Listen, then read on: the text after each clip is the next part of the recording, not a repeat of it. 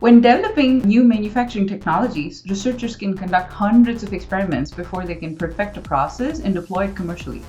Can artificial intelligence guide and speed up this process? Hello, I'm Keerti Kappagantula, a material scientist. And I'm Henry Kvinge, a data scientist and mathematician.